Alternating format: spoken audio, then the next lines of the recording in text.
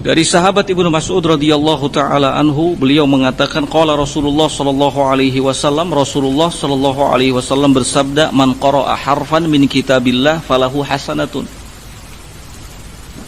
Barang siapa yang membaca satu huruf dari kitab Allah, dari Al-Qur'an dalam hal ini, falahu hasanatun, maka baginya satu kebaikan.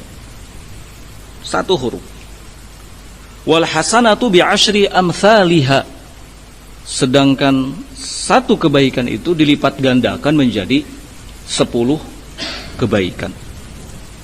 Ya. Jadi setiap satu huruf akan mendapatkan 10 kebaikan.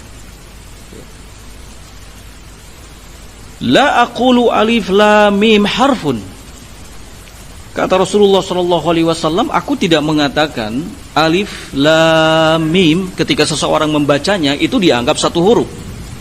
Walakin akan tetapi alifun harfun, alif satu huruf terhitungnya, walamun harfun, lam satu huruf, wa mimun harfun, dan mim satu huruf. Jadi ketika seseorang membaca alif lam mim, berarti dia membaca berapa huruf? 3 huruf. Setiap satu huruf dari Al-Quran yang dibaca itu sama dengan satu kebaikan. Satu kebaikan dilipat gandakan menjadi 10. Berarti 3 huruf sama dengan berapa kebaikan?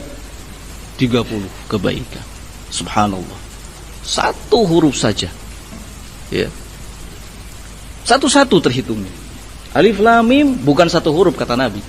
Tapi alif dihitung 1, lam dihitung 1, mim dihitung 1.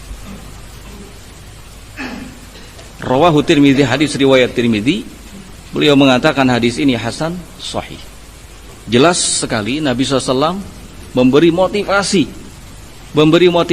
memberi dorongan, ya, supaya kita semangat membaca Al-Quran, walaupun cuma setengah muka atau hanya beberapa ayat, ya, itu mengandung banyak kebaikan.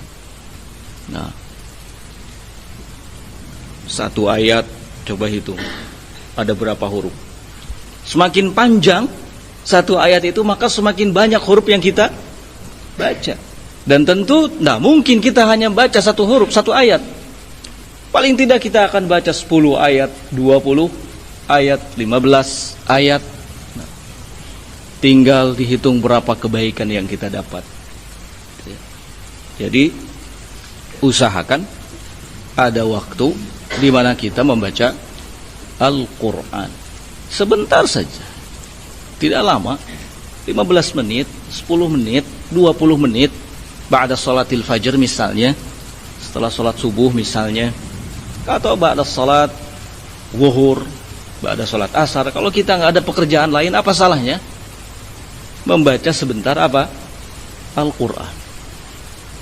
Kalau bayangkan, kalau setiap sholat kita lakukan seperti ini, berapa kebaikan yang kita kumpulkan? Berapa kebaikan yang kita kumpulkan?